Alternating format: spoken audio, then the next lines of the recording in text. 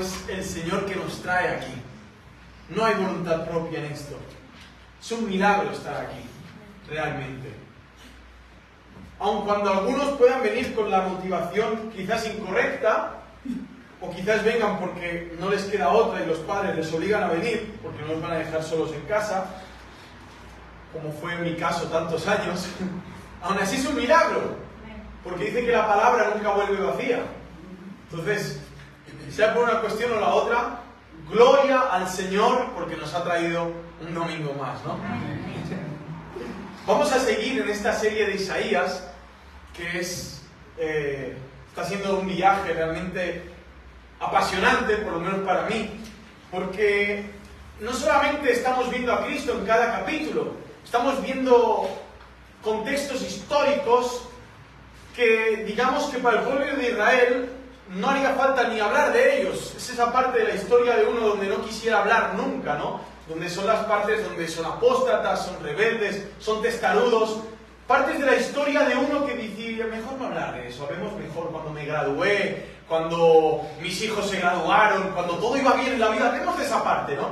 Sin embargo, Dios ha permitido en el libro de Isaías que se vea tal y como era realmente el pueblo de Israel, el pueblo de Judá, esta nación que el Señor tomó desde Abraham, más atrás desde Sem, ¿no? Los semitas, Noé, más atrás desde Adán, desde la fundación del mundo, un pueblo escogido por gracia y que se fue manifestando, ¿no? Un remanente. Ese remanente que, si os acordáis cómo era el primer nombre del hijo de Isaías, ¿cómo se llamaba? En el capítulo 7 lo vemos, Sear-Yashub, un remanente volverá, ¿no? El libro de Isaías habla de un rey, ¿no? Lo vimos en el capítulo 6, el trono del rey glorioso, ¿no? Que Isaías lo ve, dice su nombre de labios inmundos, en medio de un pueblo de labios inmundos. Ve a los serafines diciendo santo, santo, santo, su gloria llena sobre toda la tierra. Luego en el capítulo 7 vemos a Emanuel, la Virgen dará encinta y concebirá un niño, y ahí nos quedamos todos locos porque decimos, bueno, no hemos encontrado a alguien que se llame Emanuel en la Biblia, nadie me llamó entre semana, llevan ya 2 y nadie me llamó aún diciendo, ah sí, encontré a fulano de tal que se llama Emanuel. Vimos que el nombre de Emanuel era un título dado a Cristo, Dios con nosotros, la encarnación de Dios. Pero nombre en sí nadie se llama Emanuel, ¿verdad? Nadie dijo, voy a llamar a mi hijo. A ver, ¿pero eres virgen? ¿Sí o no? Ah, sí. Ah, entonces espérate sentada. Cuando venga el hijo ya me llamarás. Pasó con una, Virgen María, y no se llamó Emanuel, sino Yeshua. Dios salva. Pero Emanuel también, porque era Dios, es Dios. Glorioso lo que decía hoy Alberto, ¿no? Demostrar al mundo, predicar al mundo que Jesucristo es Dios y Dios se hizo hombre. Y de esto también se trata mucho en el libro de Isaías, ¿no? Y vimos ese hermoso nombre en Isaías 7.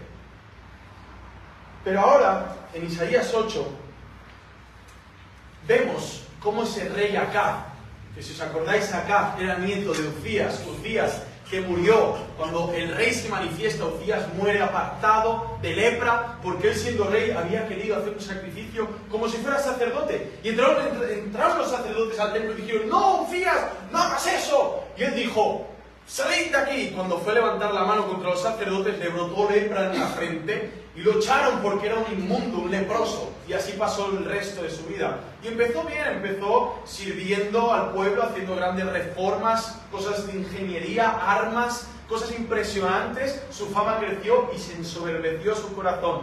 Y ahí quiso hacer de rey y sacerdote. No Uzías, ese solamente uno lo iba a hacer, y ese es Cristo Jesús. Verdadero rey, verdadero sacerdote, Dios verdadero, hombre verdadero. Y así murió Uzías, pero el nieto, ahora, que es Acab. Y os acordáis que el significado de Acab era él ha tomado. Es interesante porque en el libro de Isaías hay muchos nombres y Dios mismo le da significado a estos nombres en el hebreo. Y vemos que Acab tenía una falsa humildad en Isaías 7, ¿no? Pídeme una señal, tanto en los cielos como en la tierra, le dice Dios a Acab. Y Acab dice, no te molestes por mí, no sé qué. Bueno, yo te daré señal. La Virgen concebirá y dará a luz un niño, y su nombre será llamado Emmanuel. Dios con nosotros. Y aquí Acab se hace un lío, no entiende nada, y sigue sin entenderlo, y no lo entenderá en su vida, lo entenderemos nosotros luego, lo entendemos ahora por la gracia de Dios, pero ellos no entendían casi nada. Porque, ¿cuál era el ministerio de Isaías? Habla a este pueblo, para que creyendo que ellos entienden, no entiendan, para que creyendo que vean, no vean. Cosa que lo hizo Jesús en Mateo. Así como dijo el profeta Isaías, habla en parábolas para que ellos, creyendo que entiendan, no entiendan. Para que no crean y se arrepientan, porque el corazón de este pueblo está embotado, está lleno de orgullo. Y ahí está el ministerio de Isaías. Un pueblo soberbio que creía de todo.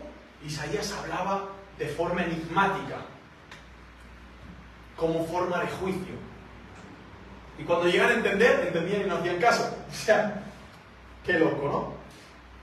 Isaías 8, este sermón lo he titulado Esperaré en Él. O, bueno, siempre pongo dos títulos. Esperaré en Él o Nuestro Emmanuel. También. Y voy a poner el tiempo. Ahora sí. Y lo separé en 3 puntos. El primer punto, del versículo 1 al 10, se llamará rápido botín, pronto saqueo. El tercer punto, su mano es fuerte sobre mí. Y el tercer punto, las 2 señales. Y empieza así el texto, versículo 1, Isaías 8. Me dijo Yahvé, tómate una tabla grande y escribe en ella, con letra legible, para Maher Salal Hasbaz. Buen nombre, para ponerle a tu hijo. Y yo me tomaré por testigos fieles, para atestiguar la profecía, al sacerdote Urías y a Zacarías ben Baraquías. Me llegué entonces a la profetisa, la cual concibió y dio a luz un hijo. Me dijo Yahvé, ponle por nombre Maher Salal Hasbaz, porque antes que el niño aprenda a decir papá y mamá, la riqueza de Damasco y los despojos de Samaria serán llevados al rey de Asiria. Otra vez Yahvé volvió a hablarme diciendo, por cuanto este pueblo desprecia las mansas aguas de Siloé y desfallece ante Rezín y el hijo de Remalías, sabed que Adonai los sumergirá en las aguas del Eufrates, torrenciales e impetuosas, el rey de Asiria con todo su ejército, que rebasan los cauces y desbordan las riberas, e inundarán Judá y crecerán y llegarán hasta el cuello, y se desplegarán sus alas hasta cubrir la anchura de tu tierra, oh Emmanuel. Oh pueblos, ensañaos y sed derrotados, prestad oído, lejanías todas de la tierra. Armaos y sed derrotados, armaos y sed derrotados. Trazad un plan y fracasará. Proferid amenazas y no se cumplirán. ¿Por qué? Porque tenemos a Emmanuel. Interesante. Primeramente, vemos como el Señor le dice a Isaías, tómate un tablero. Tómate un tablero, Isaías. Vamos a empezar el primer marketing de la historia de la Biblia. Toma un tablero y escribe Maher Salal Hasbaz. No era algo explicativo. Esta señal de escribir, sea un cartel de madera o hubiera sido un elemento de cuero, sea que lo hubiera escrito con pico, sea que lo hubiera escrito con una pluma, esto se había hecho con el propósito para que el pueblo se cuestionara, se preguntara, ¿qué está pasando aquí? Y el marketing más efectivo que vemos en el mundo comercial internacional no es el que te lleva a explicarte algo y te explica, es el que te lleva a cuestionarte, porque el interrogante, cuando pasas ese cartel, te lo llevas en la cabeza, pensando. Y esto es lo que hace el Señor. Y los hombres han aprendido esto de Dios, de que Dios creó al hombre a su imagen y semejanza, y le dio factores, virtudes, aunque por el pecado corruptos. Sin embargo, vemos cómo el Señor nos lleva a interrogar. ¿Y cuál es el propósito? Que era que fuera legible, una letra legible. O sea, no podía ser la mía porque no es legible. no se entiende casi como yo escribo, pero esta era muy legible, y era un nombre. Y un nombre que tiene un significado. Y él se tomó a 2 sacerdotes, a Urías y a Zacarías. ¿Para qué? Hombres fieles para que atestiguaran la profecía del nombre. Ese nombre era una profecía. Era algo que podía llevarse a cuestionar, era algo que se podía llevar a preguntar. Entonces se llegó a la profetisa, claro. Le habla de un nombre que tenía que venir a través de él, y se llevó a la profetisa. Esta profetisa no era cualquiera, es su mujer, es su esposa. No es que se llevó a la profetisa, así venga a fornicar. No, Isaías se llegó a su mujer, tuvo relaciones íntimas con su mujer, la cual concibió y dio a luz un hijo, o sea, pasó los meses de embarazo. Y cuando pare, ya tenía el cartel puesto, y ahora el Señor le dice, el nombre que te dije que pusieras ahí, ahora se lo pones a este niño. Otra vez, ponle por nombre Maher Salal Hasbaz. Porque antes que el niño aprenda a decir papá y mamá, la riqueza de Damasco y los despojos de Samaria serán llevados al rey de Asiria. Y aquí vemos algo bastante similar en el capítulo 7, donde dice, en el 7:15, comerá de quesón con miel hasta que aprenda a rechazar el mal y a escoger el bien. Porque antes que el niño aprenda a rechazar el mal y escoger el bien, será abandonada la tierra por los 2 reyes que te hacen temer. Yahvé hará venir sobre ti, sobre tu pueblo y sobre la casa de tu padre días como nunca vinieron desde que Efraín se separó de Judá. Esto es, al rey de Asiria. Y es interesante porque veíamos en el capítulo 7 una profecía que se iba a cumplir a largo plazo, como la única mujer que ha sido virgen y ha dado a luz un niño, María, iba a cumplir esa profecía. Pero también había una doble profecía a corto plazo, y era el cautiverio y la destrucción de lo que era Samaria y Damasco, las tribus de Israel. Que, si os acordáis, las tribus de Israel habían pactado, el rey Pekah Ben Remalía, rey de Israel, había pactado con Rezín, rey de Siria. Había un pacto entre un rey israelita con el rey de Asiria para destruir Jerusalén. Vemos que en el libro de Isaías siempre se presentan escenarios de amenaza. ¿Para qué? Para que la tribu de Judá, donde hay una promesa de que va a venir un rey, el Mesías, sea confrontada para aferrarse a las promesas, para aferrarse a Jesucristo. Y es por eso que tienen que venir las amenazas. Y vienen 4 imperios, Asiria, Babilonia. Bueno, en Isaías vive estos, Asiria y Babilonia. Pero es que Babilonia no lo vive Isaías, pero ya profetiza de Nabucodonosor, de Darío, de Ciro. Ya está hablando de él. Es interesantísimo, porque si vemos nuestras vidas, se tienen que presentar amenazas para que nuestra ansiedad y nuestras preocupaciones las descarguemos en Cristo por la fe en Él y no nos sintamos fuertes en nosotros mismos. Y esta es la prueba que se le presenta a Acaz, ya que se le habla de la casa de tus padres.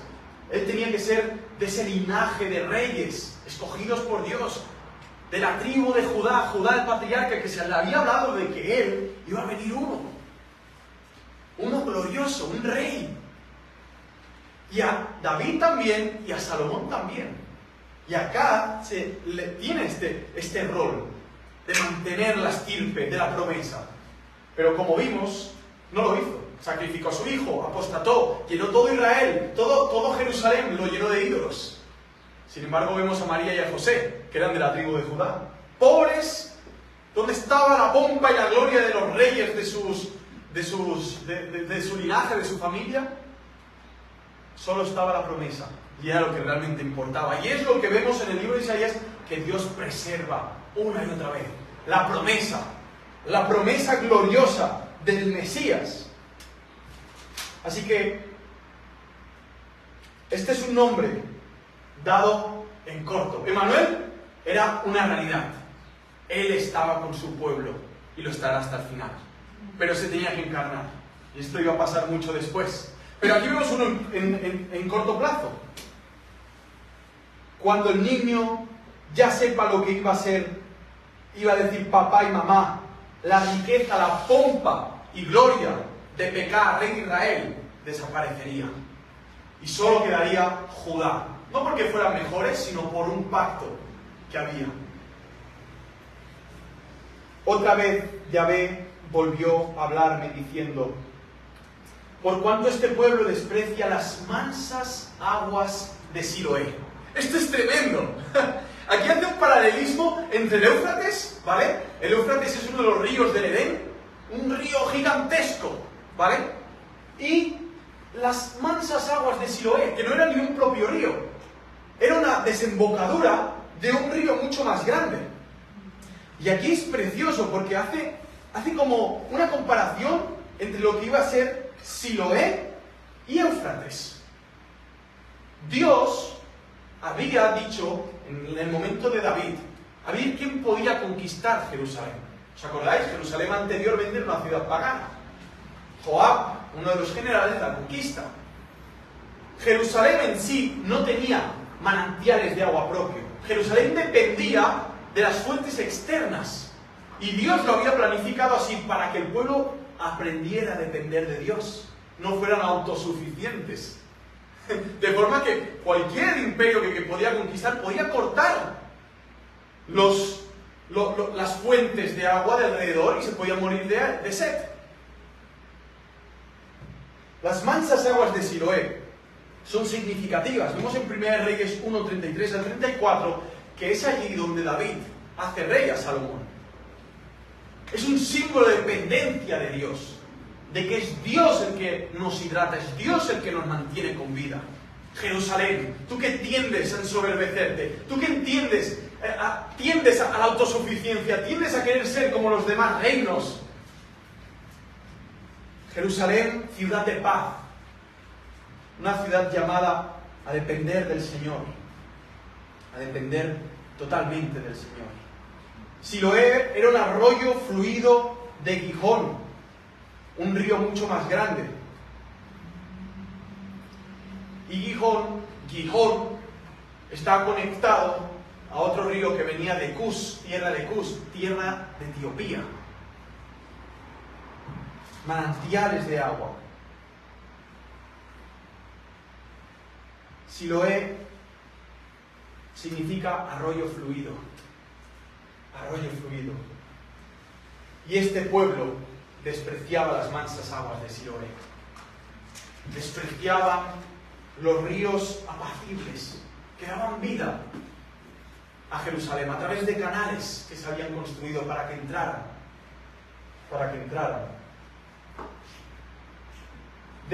Y desfallece ante Rezín y el hijo de Remalías.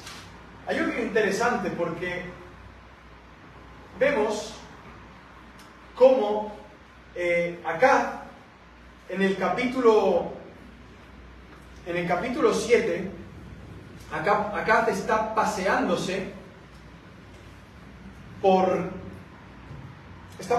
como por los manantiales. Aquí lo ponía. Él está como mirando los suministros de agua. A ver si alguien lo encuentra en el 7. Y estaba como mirando a ver cuáles eran las posibilidades. De si nos conquistan, si llegan al final a rodearnos, si cortan las cosas, los alimentos, el agua, todo esto, ¿qué podemos llegar a hacer, no? Está muy preocupado. Realmente vimos en el capítulo 7 los temores de Acaz, ¿no?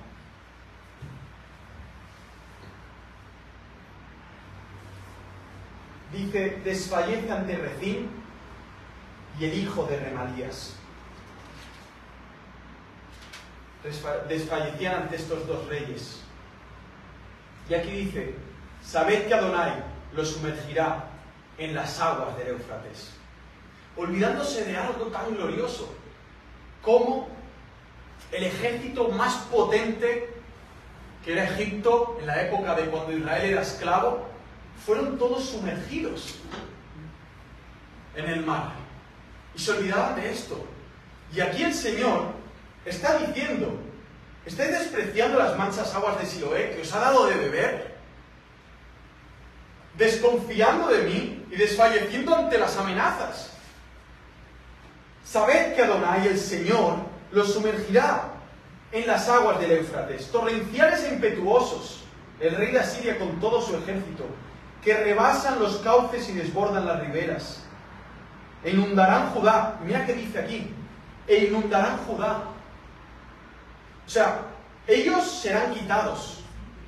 Pero vemos en la historia, y lo veremos no en el rey Acaz, sino en el rey Ezequías, cómo llega la amenaza hasta el muro, si os acordáis. Ellos están pasando hambre, ya ha llegado la amenaza física. Ahora aquí es todo espiritual, aún no ha llegado. La amenaza es solo de hablar. Hay planes por ahí. Y veremos luego cómo dicen conspiración, ¿no? Pero las alianzas. Pero hay un momento que lo veremos mucho más adelante, en el reinado de Ezequías. Este rey que se le dijo que iba a morir, que prepara su casa, empezó a llorar. No me quiero morir, ¿no? Y el Señor le preservó la vida haciendo algo en la galaxia, que era haciendo que el sol corriera para atrás un poquito. Y ahí hasta los de la NASA dijeron que hubo algo raro en el orden del sistema solar. Hubo como un retraso, hubo algo raro. Sí, el Señor retrocedió el sol ante Ezequías para dar una señal de que no se iba a morir.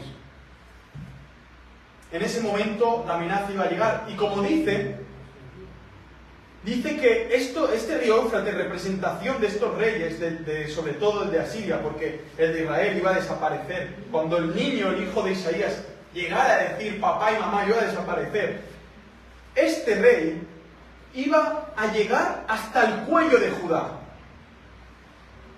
Imaginaos hasta dónde permite Dios la amenaza. Imaginaos hasta dónde Dios permite las pruebas. Hasta el cuello. Y se desplegarán sus alas, cubrirá la anchura de tu tierra. Porque es verdad, ¿qué hizo el rey de Asiria? Cuando llegó a su heraldo y su heraldo empezó a insultarlos, a hablar en arameo, y dice, no hables con arameo que te entiende el pueblo. ¿Os acordáis de este escenario o no? Es fuerte, porque hasta su orina estaban bebiendo en Jerusalén. Ya no tenían las aguas del Siloé. Les habían cortado realmente por falta de fe. Por falta de fe.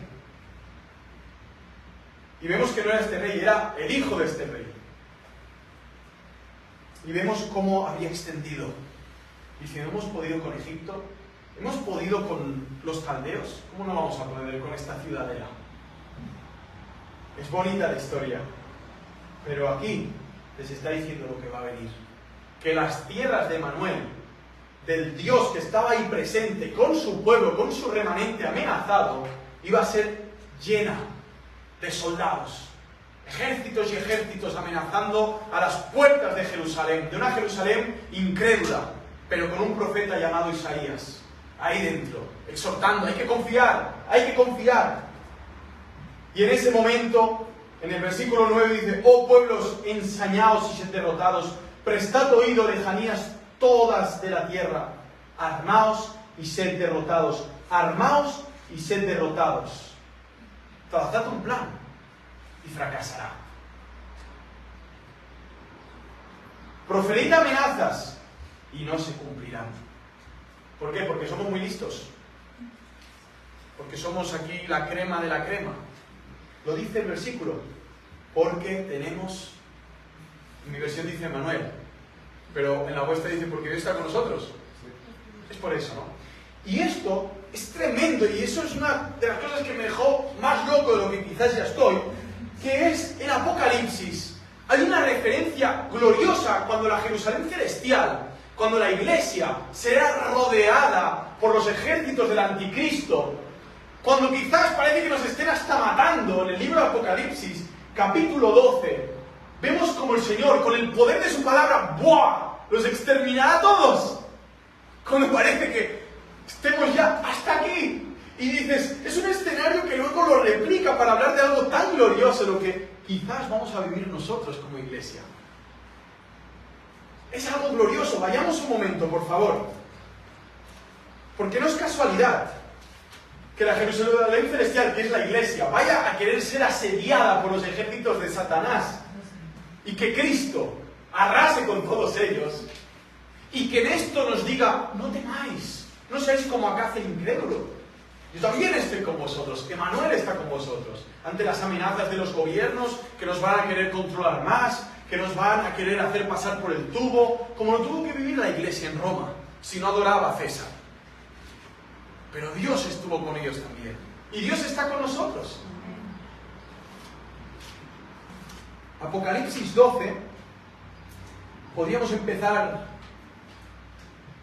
dice así: estalló una batalla en el cielo, versículo 7, Miguel y sus ángeles para luchar contra el dragón, y luchó el dragón y sus ángeles, pero no prevaleció ni fue hallado ya en el cielo el lugar para ellos. Y fue arrojado el gran dragón, a la serpiente antigua, el llamado Diablo y Satanás, el cual engaña al mundo entero. Fue arrojado a la tierra y sus ángeles fueron arrojados con él. Entonces oí una gran voz en el cielo que decía: ahora han venido la salvación y el poder y el reino de nuestro Dios y la soberanía de su ungido, porque fue arrojado el acusador de nuestros hermanos, el que los acusaba día y noche delante de nuestro Dios.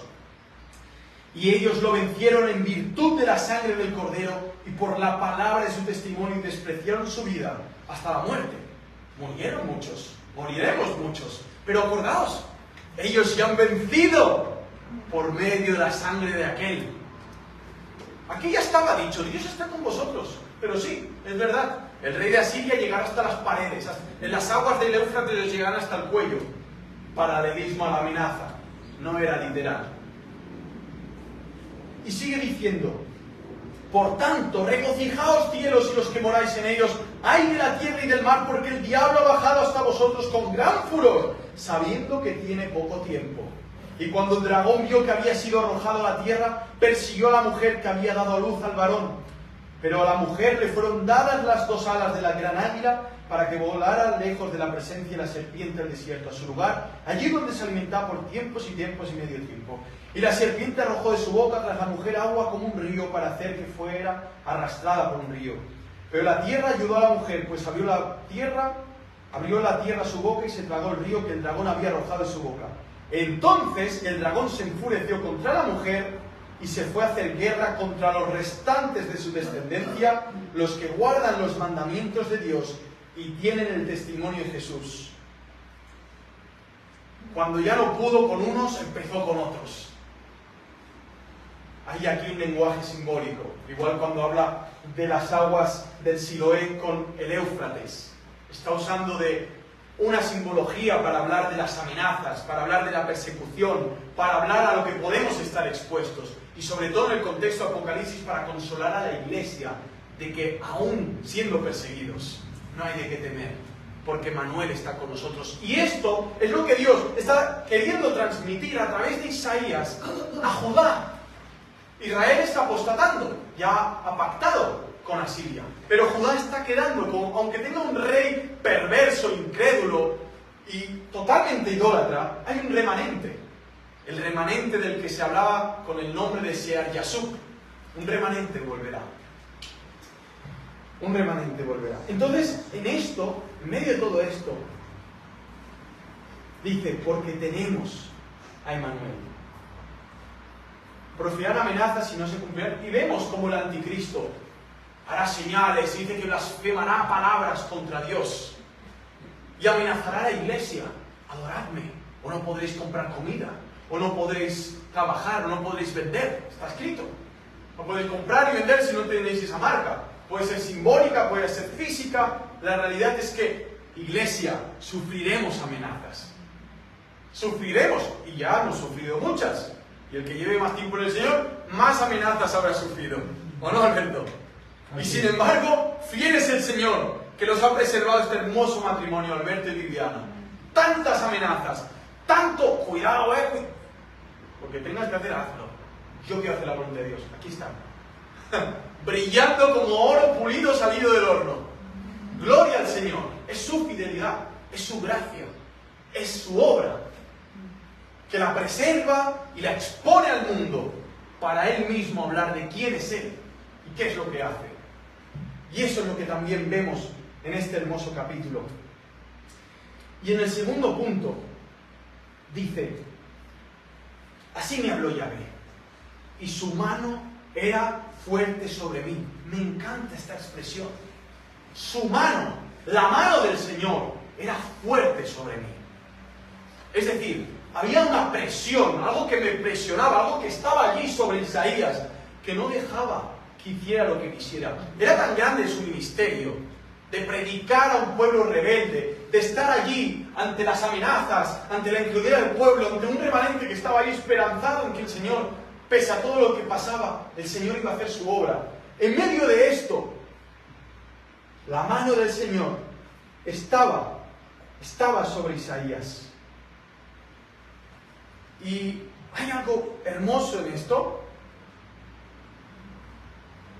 Y vemos cómo en 1 Pedro 5, 6, 10 dice: humillaos bajo la poderosa mano de Dios, para que no se exalte a su tiempo. Asimismo el diablo huirá, pero humillaos bajo la poderosa mano de Dios. Isaías ya había sido humillado, acordaos, Isaías 6. Había visto al gran rey, la santidad, el santo, santo, santo, que lo llevó a quebrantarse, lo llevó a confesar su pecado para luego recibir el llamado: ¿quién irá en pos de nosotros? Heme aquí, envíame a mí. Bueno, entonces te pongo para hablar a este pueblo, ¿no? Ya había sido quebrantado. Ahora la mano se ponía sobre él para exhortarlo. Dice que la mano de Yahvé fue fuerte sobre mí y me amonestó. ¿Para qué le amonestó? Para que no anduviera en el camino de este pueblo. ¿Y cuál era el camino de este pueblo? Un camino de arrogancia, era un camino de altivez, era un camino de prepotencia, era un camino de autosuficiencia, era un camino de ni yo ser el centro de una ciudad que Dios les había dado a las tribus para poner su templo, su presencia, y que vinieran a adorarle, y ahora ellos querían ser el centro de la ciudad de paz. ¡Qué locura!, ¿no? Merecía esta ciudad ser destruida, porque ¿qué sentido tenía? No tenía sentido esa ciudad ya. El templo, ¿qué sentido tenía? Tampoco tenía sentido. Había sacrificios, sí, pero no había confianza ante el Dios que sacrificaba. No había fe, no había esperanza, había afán, ansiedad, estrés, cero confianza en Dios. Entonces, ¿qué tenía sentido algo? Nada, nada, nada. Y el Señor lo sabía. Y unos años después se iba a cargar todo. No en la época de Isaías, más adelante, en la época de Jeremías. La mano del Señor fue fuerte sobre mí y me amonestó. Hermano y hermana, ¿has experimentado la mano del Señor siendo fuerte sobre ti, redarguyéndote de pecado? Esa es la mano del Señor, dirigiéndote, dándote sabiduría en momentos donde hay que tomar una decisión crucial hacia dónde ir, qué hacer, con qué casarme, con quién casarme, etcétera. Importante, ¿no? Necesitamos que la mano del Señor sea fuerte sobre nosotros, no blanda.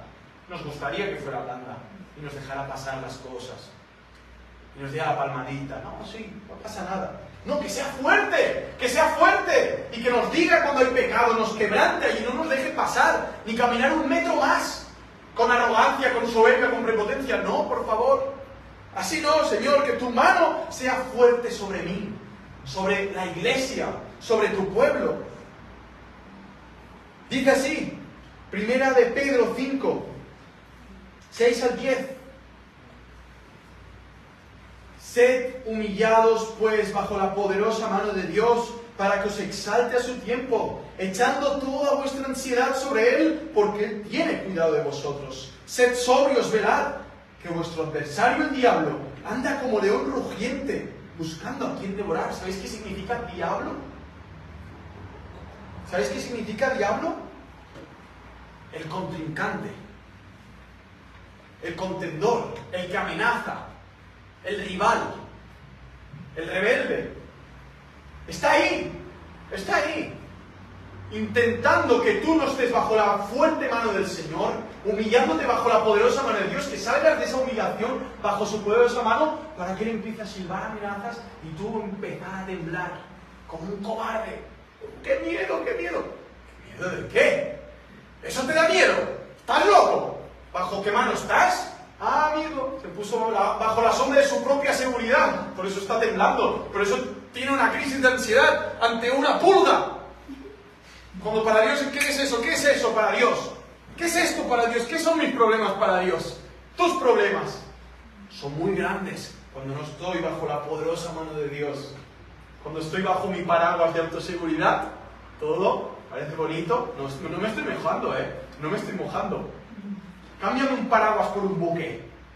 Cámbiame un buque por la mano poderosa de Dios. Cámbiamelo por un paraguas ante un diluvio. Cámbiamelo por el arca de Noé. Noé estaba dentro, No estaba en la terraza tomando el sol, dejando que le chispeara el agua del juicio. No, estaba dentro. Claro que voy a temblar ante lo que digan los demás, piense el jefe, diga diga el doctor, diga quien sea que tenga que decir algo, si no estoy bajo la poderosa mano de Dios. Isaías decía, la mano del Señor era fuerte sobre mí. Menos mal, Isaías, que lo sabías, porque si no esto era imposible de vivir. Esta locura, esta tragedia. Resistidle pues firmes en la fe. ¿Cómo voy a resistir si no estoy bajo la mano fuerte de Dios? Pero para eso me tengo que humillar, porque no hay quien pueda vivir bajo la mano de Dios si es un soberbio, si es un arrogante, si es un prepotente, si es un altivo, si es un estúpido, si es un imbécil. ¡Es imposible! No, qué cómodo estoy bajo la mano de Dios, pero yo tengo muchos méritos, mira, estoy bajo la mano de Dios. ¡Imposible! Hazte islámico, hazte católico romano, hazte mormón, hazte testigo de ese falso Jehová. Ahí sí valen esas cosas. Pero ser discípulo de Cristo y querer estar bajo la mano de Dios con méritos propios es imposible. Si estás sirviendo al Jesús de la Biblia, es imposible. Si es un Jesús de plastilina que le vas poniendo los ojos, la nariz, como el Mr. Potato de Toy Story, ¿sabes? Que se desmonta y se monta. No se puede. No se puede. Qué hermoso. Mirad, su mano era fuerte sobre mí y me amonestó para que no anduviera en el camino de este pueblo. Cuando no andamos según la corriente de este mundo es porque su mano es fuerte sobre nosotros. La omnipotente mano de Dios que sacó a un pueblo terco de la esclavitud, llamado Iglesia. Nosotros. Y dice, no llaméis aliados a todo el que este pueblo llama aliado. ¿Por qué? Porque acá quería buscar alianzas. Ahora tenía miedo. Y al final la hace. La hace con el rey de Asiria para que él rompa su pacto con el rey de Israel. Le hace romper el pacto a cambio de que acá vacía el templo, las copas de oro, todo lo que era para el servicio de Dios en el templo, y se lo da todo. Le da todo. Es una locura lo que hace, lo hace. Acaz lo hizo. Al final pacta con Asiria, que era el músculo fuerte de la amenaza, y Israel le dice, estos son unos muertos de hambre, estos no nos van a hacer nada, ahora que estamos con Asiria. Y esto es lo que quería frenar Isaías. No sigas con él, no hagas pactos, no me cambiéis, no hagáis alianzas, no hagáis. Imaginaos ahora que Roma dice a los protestantes, a los evangélicos, si os aliáis con nosotros, tendréis nuestra seguridad. A ver, espera, yo me acuerdo de una palabra que el Señor me decía, no llaméis aliados a todo el que este pueblo llame aliados. Da igual, aunque la organización protestante mundial haga el pacto y haga la alianza con Roma, ¿qué le diremos a la organización de la alianza? Iros por ahí. Nuestra alianza es con el Señor, nuestro pacto es con el Señor. Es la sangre de Cristo que sigue ese pacto, aunque la amenaza pueda llegar a ser fuerte. Dios tenga misericordia de nosotros. Ni participéis en su temor, ni os amedrentéis. Porque al final, el mundo sufre amenazas. El COVID fue para todos, ¿verdad? ¡Qué amenaza! ¡Wow! ¡Qué miedo! Se ha destruido mi vida entera por esto. El mundo temblando. ¿Y la Iglesia? Tendríamos, en teoría, conforme a la palabra, haber estado esperanzados en Dios. Pero espera, que hay muchas más cosas. La guerra. Ahora. Y después vendrá otra cosa, tranquilos. Siempre habrán cosas. Siempre habrán cosas. Y si no cosas externas, cosas internas. Que aparezcan. Siempre habrá cosas. Porque Dios siempre permitirá estas cosas. Para que nuestra fe la pongamos en el Señor. Para que ese don tan hermoso que nos dio por gracia, la podamos poner en el Señor. Tenemos un don. No es algo que heredé yo de mi madre. No es algo que un pastor me transmitió así en una imposición de manos. Es un don. Es un don que le costó la vida a Cristo. El don de la fe. Algo que no nace la gente con ello. Nacemos siendo incrédulos. Sí, tengo fe en mí, tengo fe en Messi, tengo fe en el político de turno, tengo fe, tengo, pero, y bueno, ¿y para qué te sirve esa fe? ¿Te da paz? ¿Te da esperanza? ¿Te da fortaleza? ¿Te da dirección? No, porque vienen y van esos hombres, y situaciones, y puestos, y lugares. Pero esta fe que tenemos en Él, que no cambia, y es santo, y es sí y amén en todo lo que ha dicho, es un don que no has heredado y que tú no corriste para obtenerla. Corrió Él a la cruz para dártela, y ahora la tienes por su gracia, y ahora corres tú hacia esa cruz con fe, sabiendo que te ama y te perdona. Y si no tienes esta fe, pídela al Señor, porque si no, vivirás siempre con temor y temblando ante las amenazas. Y dice, a Yahvé Sabaoth santificad, sea Él vuestro temor y sea Él vuestro pavor. Y es ante Él que tenemos que temer, no ante las amenazas de este mundo, no ante lo que digan, no ante lo que digan las naciones. Y es tremendo porque justamente también hay otros paralelos. Y como la iglesia en Apocalipsis, otra vez, es llamada a no tener miedo. El libro de Apocalipsis fue escrito para que la iglesia se consolara, la iglesia del momento que vivían, y para todos los que vamos a venir después, era un llamado a estar consolados, realmente a estar esperanzados en esa victoria de Cristo Jesús. Y en el 13, en el capítulo 13, vemos ese dragón furioso.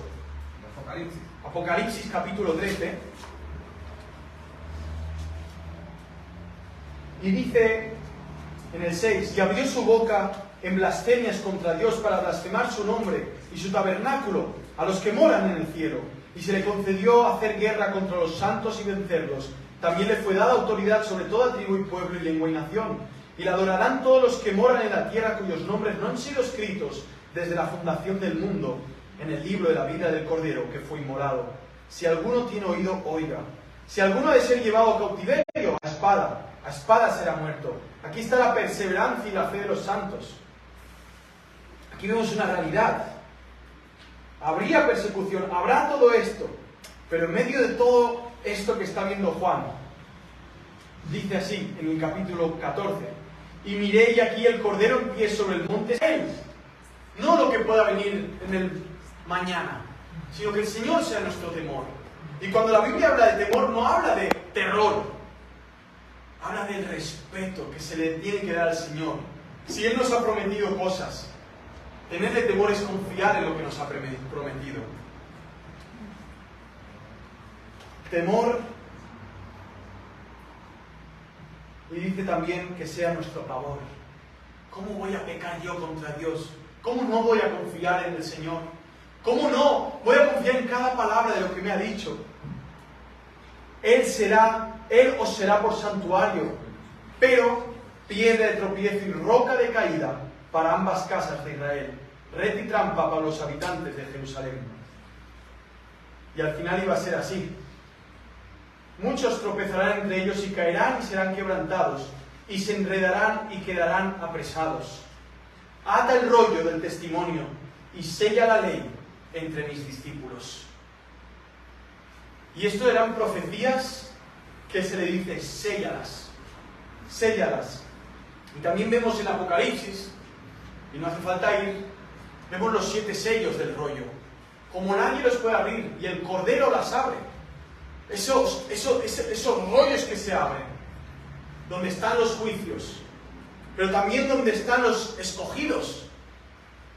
Y aquí mismo vemos como esto también queda sellado hasta el tiempo que tenía que ser. Y aquí dice, esperaré a Yahvé, que ha escondido su rostro de la casa de Jacob. Sí, a Él esperaré. Y en medio de las amenazas, esperemos en el Señor. No obremos por incredulidad, con afán, con estrés. Aunque digan los medios de comunicación, actuar con incredulidad. Espera en el Señor. Esperemos en Él. Sí, a Él esperaré. Confiamos en nuestro Dios, en nuestro Emmanuel. Y dice en el 18, las dos señales, tercer punto. He aquí, yo y los hijos que Yahvé me dio, como señales y presagios para Israel, de parte de Yahvé Sebaot, que habita en el monte Sión. Ahí estaba la historia de Israel. Un remanente volverá, su primer hijo sea Yasub, Maher Salal Hasbaz, se apresuran al botín. Dos señales al pueblo, que ellos no entendían. Y cuando os digan, consultad, y mirad esto, mirad lo que hacía la incredulidad, mirad lo que hacía la falta de fe y confianza al pueblo de Jerusalén. Y cuando os digan, consultad a los que evocan a los muertos, brujería, y a los adivinos que musitan y susurran, responded, ¿no consultará el pueblo a su Dios? Vamos al pastor que tiene profecías tal, brujo. Vamos a tal que él dice que tiene sueños y tal y cual, hechicero. Y la iglesia hace cola para hablar con esos charlatanes. Y ojo, todo cuesta. Todo cuesta. Palabra de Dios no tiene precio. Si pudiéramos pagar con ella, ni en toda la eternidad podríamos pagarla. Y la gente hace cola. Y aquí claramente dice, cuando alguien os diga consultad a estos y otros, preguntadle esto, qué buena pregunta, ¿no consultará el pueblo a su Dios? Si somos pueblo de Dios, ¿no consultaremos directamente con Él? ¿Hay que tener mediums? ¿Por qué habrán de ir los vivos a consultar a los muertos?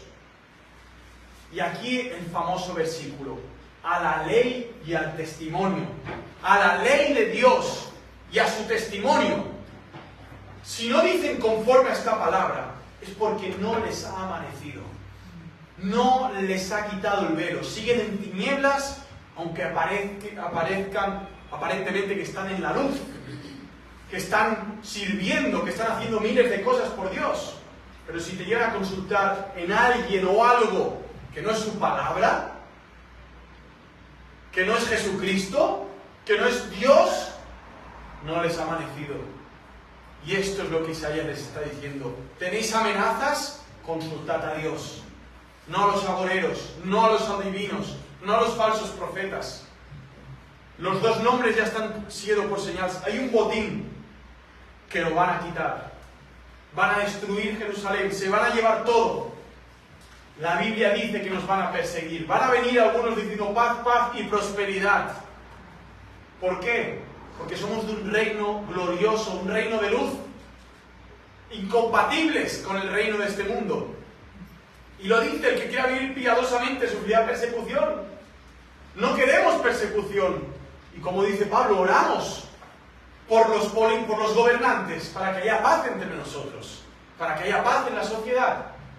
Pero también el Señor ha dicho que hay persecución, y en este instante hay gente en la cárcel por Cristo, y en este instante lo más seguro es que estén matando a alguien por Cristo, y en este instante lo más seguro es que alguien se está quedando sin casa y todos sus recursos por Cristo, y en este instante hay gente que está siendo desheredada, sacada de su casa, sacada de su pueblo, por Jesucristo. Y es una realidad que no podemos ignorar y que algunos quieren tapar con una mano diciendo no, Cristo es riqueza, prosperidad, salud, seguridad y no aflicción. A la ley y al testimonio no les ha amanecido, siguen en tinieblas, no se han enterado de lo que va la cosa. Y os quieren vender la moto. Ese pueblo que va tras los agoreros, ese pueblo que confía en los pactos con hombres para quedar bien con todo el mundo y quedar bien así como el ecumenismo, quedemos bien con todo el mundo, ¿no? Dice que pasarán por la tierra fatigados y hambrientos. Sucederá que teniendo hambre se indignarán y maldecirán a su rey y a su Dios. Al final es lo que harán, siendo apóstatas. Y también está en Apocalipsis. Dice Dios que les mandará plagas y en vez de arrepentirse, maldecirán y blasfemarán a Dios, blasfemarán su nombre. Y al final, es lo que harán los falsos cristianos. Acabarán maldiciendo a Dios. como quería que la mujer de Job hiciera. Maldice a Dios y muérete ya. Que Job te interesaba, cuando le iba bien, cuando le diste todos los niños que querías, le iba todo bien, era un hombre riquísimo Job. Se le empezó a desaparecer todo, solo le quedó ni la piel, porque era todo llagas, le quedó el alma y 4 huesos, pero sobre todo le quedó la fe en Dios. ¿Pero qué hizo su mujer? Ahí se vio quién era realmente su mujer. ¡Maldice a Dios y muérete ya! En ese momento también se verá cómo algunos maldecirán a Dios y dirán: madre mía, si seguir a Dios me cuesta mis bienes y posesiones, me cuesta mi familia, si seguir a Dios me cuesta mi reputación, me cuesta que me echen del trabajo, me cuesta quizás morirme de hambre, me cuesta quizás que me quemen vivo, me cuesta quizás pasar media vida en una cárcel. ¿Maldigo a Dios? ¿O realmente me voy a la ley, al testimonio, y veo que aquí hay uno que se llama Manuel, que ha dicho que va a estar conmigo, aún en medio de todo eso? Y mirarán la tierra y allí tribulación y tinieblas, angustia y oscuridad, y serán sumidos en la oscuridad. Y eso es lo que pasó. Época de Jeremías, el profeta, el último de los profetas antes de que todo fuera destruido por el imperio babilónico. Él veía como colas y colas y colas de judíos encadenados con cadenas de bronce iban llevados a esas tierras oscuras llenas de demonios, lejanas a sus tierras, pero por un juicio iba profetizado. Y en medio de ellos iba Daniel y unos cuantos que iban a seguir siendo fieles aún en el cautiverio, iban a seguir viendo la gloria de Dios aún en el cautiverio. Y Jeremías veía cómo iban saliendo después de haber sido tan maltratado. Jeremías, casi asesinado. Hermanos, el enemigo ha trazado un plan, pero va a fracasar. El dragón, la bestia, el anticristo están planeando.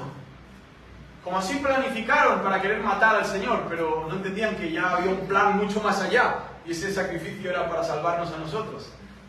Hay otro plan, y creen que no solamente van a ganar a Cristo en el último momento de la historia, creen que nos van a ganar a nosotros, pero lo van a entender cuando lo vean, que nosotros somos el pueblo de Dios.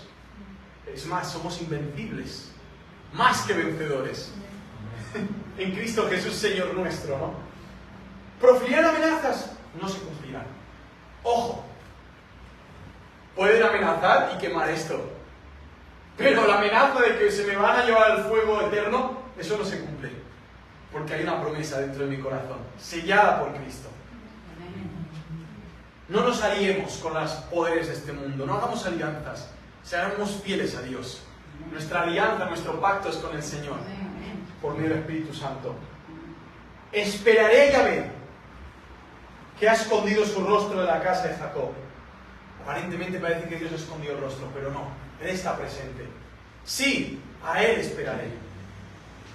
Que el Señor nos ayude, nos guarde, y que podamos en esto, en esta realidad, mantenernos bajo la poderosa mano de Dios, donde podemos resistir al diablo, como dice también Santiago: resistid al diablo y él huirá de vosotros.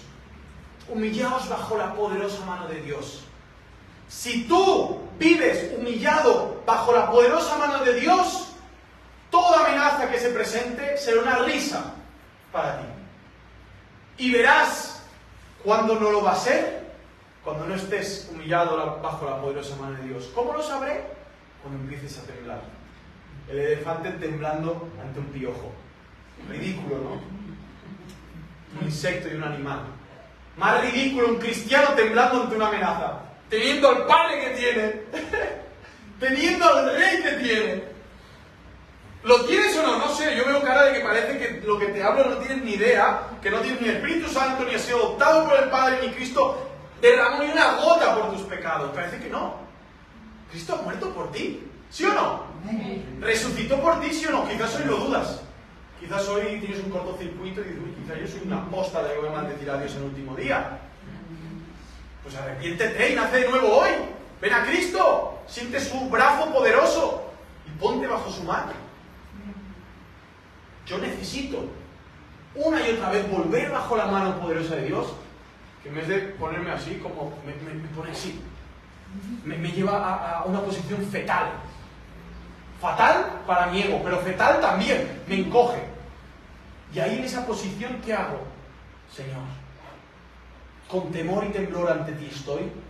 Quiero mantenerme bajo tu mano poderosa, que sea fuerte sobre mí, porque yo sé que aquí puede venir Biden, puede venir Putin, puede venir la madre que los parió a todos juntos.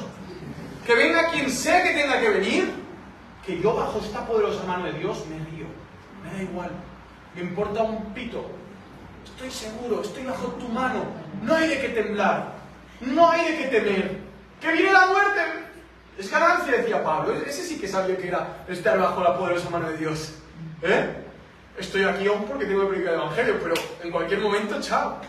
Yo no he entendido muy bien esto, ¿Podríais explicármelo luego? Por favor, ayudadme. Yo no he entendido bien esto, Yo no lo sé bien, Estoy luchando para llevarme un resquicio de lo que estoy hablando ahora. Pero sé que a Isaías le tocaba entender esto. Una ciudad ahí puesta en un monte, rodeada de enemigos por todos lados, internamente un rey incrédulo, con muchos medio apóstatas que estaban aquí y allá buscando salir de Jerusalén para pactar. Isaías dice, ¿pero qué hacéis? ¿Qué hacéis? Acordaos de las promesas dadas a Judá, a David, a Salomón. ¿Qué pasa? ¿No os acordáis? ¿No os acordáis cómo nos sacó de Egipto? ¿No os acordáis cómo nos guardó en el desierto? ¿No os acordáis cuando caía fuego sobre los sacrificios? ¿No os acordáis cuando estamos muertos en nuestros delitos y pecados? Cuando éramos esclavos del pecado y nos rescató una vida nueva y transformada, donde ahora puedes amar a tu esposa y tu esposa te ama a ti y podéis caminar juntos de la mano dando gloria al Señor. ¿No os acordáis de esa obra? ¿No parece que hubiera sido ayer? Pese a todo lo que somos aún ahora con nuestros pecados, ¿no os acordáis? ¿No ha sido glorioso? ¡Sí! ¡Amén! ¡Amén! ¡Amén! Buen día. Hasta aquí el sermón, hermanos. Hay un botín hermoso. Apresurémonos a él. No el botín que querían los asirios. Cristo, nuestro tesoro. Y Él nos espera con su mano así. Aquí abajo, abajo. Venid, abajo, abajo. ¿Para qué? Para vivir confiados y seguros en Él.